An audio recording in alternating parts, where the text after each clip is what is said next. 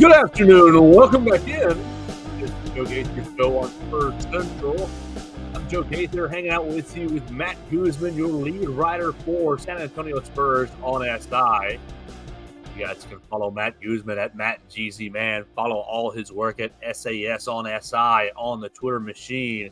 And I am at Joe Gaither 6, and there's actually news and actually action and real basketball about to be underway. We've made it our way through the offseason officially. Next week, the NBA regular season gets underway. So we are excited to talk about it and keep up with what has happened in the last month or so. You had media days with the San Antonio Spurs, and we have now had 5 preseason games, much more serious than Summer League. So we are excited to kind of chat about that and get us ready for next week's season opener with our friend Matt Guzman. Matt, how are you, sir? Hey, great to see you. I hope the month or so has been good for you. Absolutely. It's a lot better actually having things to talk about, not having to just struggle through the off season, but I'm doing well. Glad to be back. How are you? Oh, I'm having a blast. I'm working our way through college football season on different sites, but I'm excited about the NBA actually getting going. Uh, Catch me up, though. Let's start with me being behind and you being on top of all the action at San Antonio Spurs Media Days. What was that like? What was that experience like for you? What were some of your kind of takeaways or storylines that you weren't thinking about going in that kind of developed through the period? Yeah, absolutely. Well, over the offseason, one of the biggest topics was, how well are Chris Paul and Harrison Barnes going to kind of fit into this new roster? Because, up to this point, it's been very young. And last season, it was even the youngest in the NBA. So adding all of a sudden guys who have either won NBA championships or been around for 20 years, who just know what they're doing, on paper seemed like it was going to be a really good idea. And it was almost a write-in that they were going to be mentors and coaches. And so one of the biggest things that I was looking for was, how was that being perceived right away? Obviously, the players got a chance to spend some time together, not in the official practice setting, but, they've been playing, doing some reps and hanging out and having group chat and stuff. And so what I took away was that, instantly there has been a much different feel to practices, to the training camps, to everything that they've been doing. And, they really have fit in seamlessly. And they're expected to be, big contributors, especially Harrison Barnes from a shooting perspective, and then Chris Paul kind of just from a floor general perspective, being able to kind of, show people where they need to be, whether that's the other point guards or whether that's the bigs. Be like, hey, as a point guard, this is where I want you to be so I can find you. Or as a point guard, hey, here's where you need to be so you can find him. And so, they've played different roles, but they've been very good.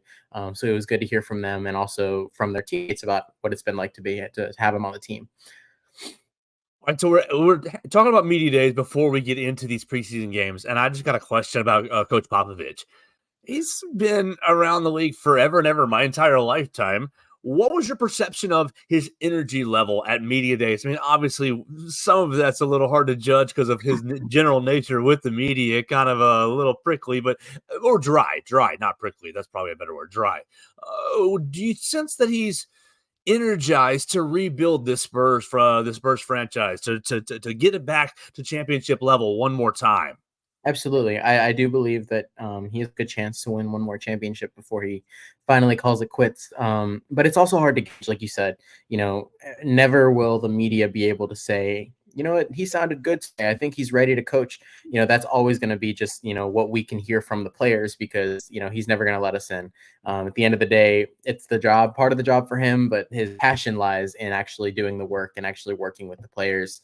And from what they've told us, he's as great as ever. He even tore up Harrison Barnes in their first film session together. And so, he's ready to hit the ground running, and they love, all the new additions spoke very highly about how good of an opportunity it was to play for him. And these younger players are excited to kind of get that chance, especially Stephon Castle. He spoke very highly. He actually called it the perfect position for a basketball player to be in, to go from someone like Dan Hurley to Greg Popovich. And so, all the players are stoked to work with him, and he's been great. He's his typical self as far as media goes. And so that's been fun to see. How much I'll try to tie this together a little bit, but how much how much of a factor is the Spurs nature, the Spurs roster, which we've highlighted several times over episodes, being very young and inexperienced, but with a lot of upside, a lot of development potential here, and really deep in that aspect as well.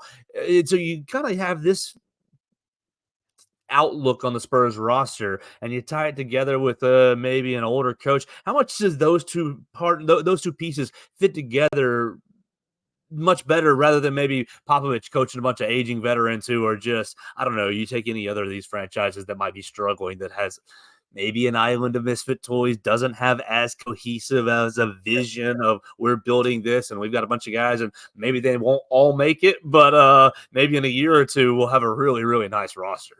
Yeah, absolutely. Well, one of the things that you watch for with any franchise, there can always be that kind of a power struggle at times. If you've got some older guys who have been around and you've got a younger coach, maybe they just don't gel. We just saw it with the Lakers and Darvin Ham. That just didn't quite work out. They had some older pieces, didn't seem like it was a great fit.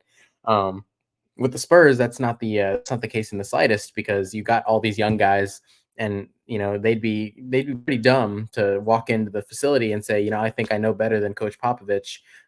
So it kind of makes that dynamic a little easier. Coach isn't like an overbearing, dictator of this team, but he's been around and people know not to question him. They know that, when he tells you something, it's probably for your best interest.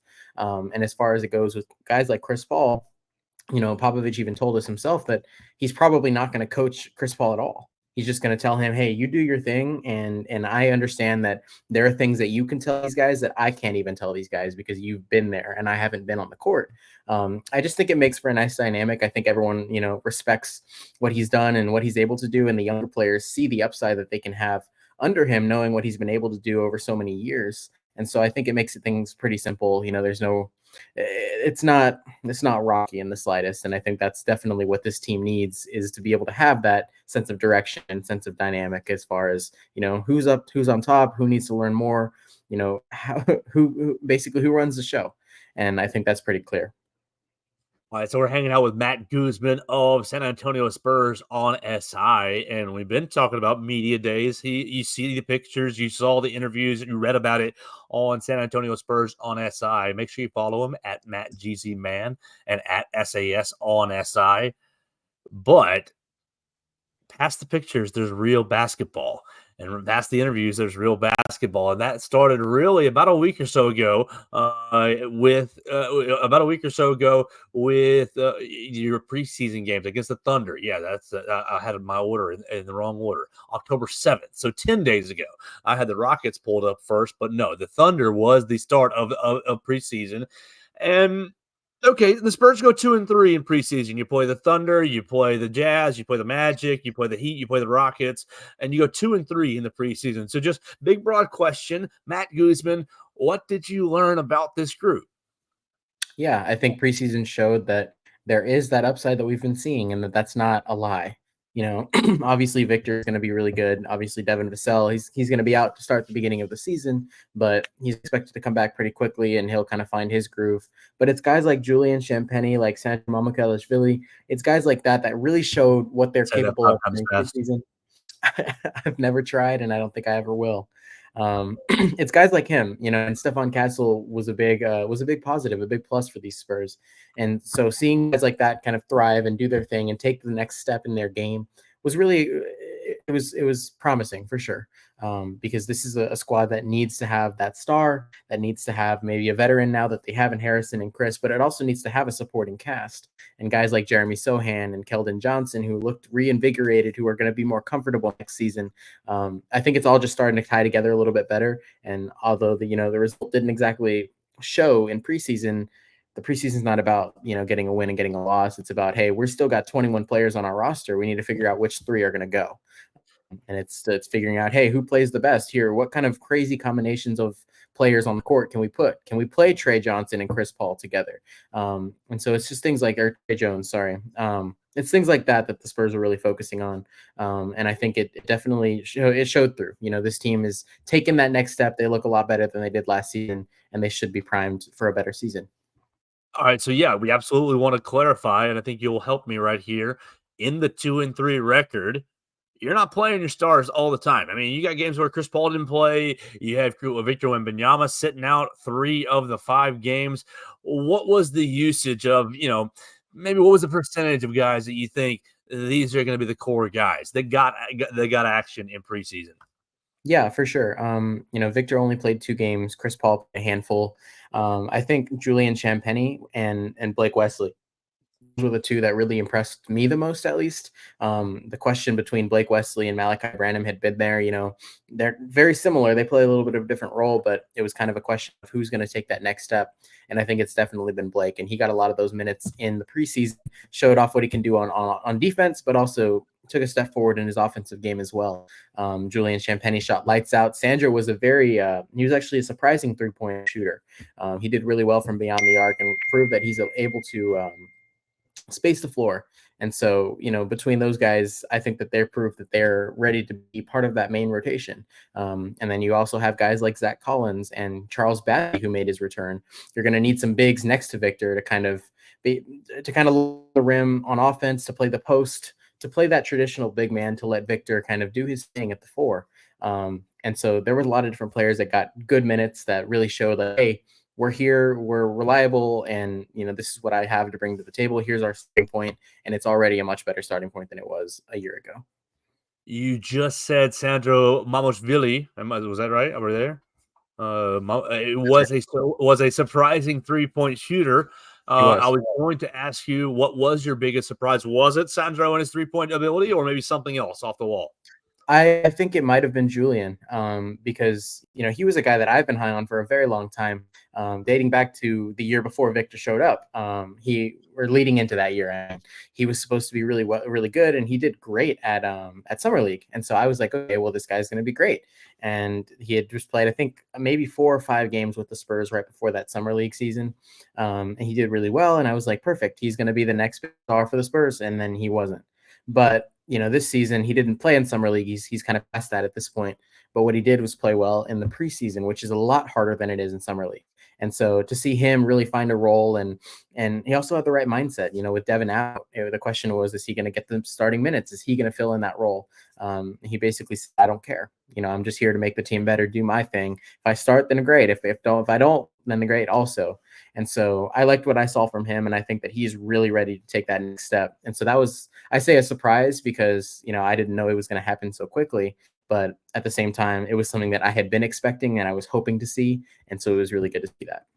All right, I always like to focus on the positive, but we do have to go to the other side of the coin. What was maybe the biggest disappointment or concern for the Spurs in this preseason period? Yeah, I think I'm going to have to give that to Malachi Branham. Like I mentioned a second ago, it was kind of between him and Blake Wesley as far as, who's going to be the next, who's going to take that next step, who's ready to get more minutes, who's ready to contribute on offense, who's ready to be locked down on defense. And it's been Blake. He's gotten a lot of compliments from his teammates throughout training camp and throughout this preseason. They've really complimented how well he's able to how he's able to guard anybody. They call him, I forget what word they use, but he's really aggressive. He kind of gets up in your chest. He's not afraid to back you down. And at the same time, he's able to throw down dunks, and he's able to kind of contribute on offense, because it has to be 2 sides. As far as Malachi is going, he didn't exactly he had a great game to close out the preseason against the Rockets, but other than that, he hasn't shown the things that maybe the Spurs were hoping to see from him, or maybe the things that would have given him an edge over Blake Wesley to kind of get those minutes and take that next step. And so that's kind of what I would say. I'm not so sure. I don't think that he's going to be let go right now, but I don't know that he earned a rotational spot for himself right at the beginning of the season. And if Blake Wesley continues to kind of go like this as far as his trajectory, then there might not be a spot for him in the rotation down the stretch either. So. All right, so we heard you talk about Stephon Castle just a little bit earlier, about how he did, how well he played during preseason. But I'd like for you to elaborate on kind of what he was able to do, what he was able to show, aspects of his game, or what his fit might be with the Spurs after seeing him for 5 games. Because obviously you saw him during Summer League, and that was kind of one step, and he was asked to do certain things. And the preseason is kind of your next step up before the regular season. How do you think the top draft pick for this year's San Antonio Spurs class did during preseason? He's been great. From day one, all of his teammates were complimenting his poise, his versatility, his strength, and the pace that he played the game, actually. They said a lot of times rookies come in and they kind of get sped up. They feel like they have to catch up to everybody around them, and then they force things. They make careless mistakes. They make turnovers. But right from the bat, it was clear that he kind of understood that, I'm not supposed to speed up. I'm supposed to let the game come to me. And he's done that, early on. He's proven to be a very good defender. He's very aggressive on the ball, and he likes what he has behind him in Victor, when he's playing alongside him. And on offense, he can finish at the rim. He has, his 3-point shots a work in progress, but he's been putting in that work over the offseason and over the training camp. And so I think that I've been really impressed with him. The Spurs have been really impressed with him. And between that and, just the kind of mindset that the approach that he takes to the game, he goes at his own pace, but at the same time, he understands he's there to learn. He's very quiet. He's soft-spoken, but, he absorbs things. He takes little bits from every one of his teammates. And he's grown even just in the short time that he's been with the Spurs. And I think that he really, he's going to be that star that the Spurs had hoped for, getting him with number 4 overall. You always hope that a top 10 pick will pan out like that. And I think he's certainly done that.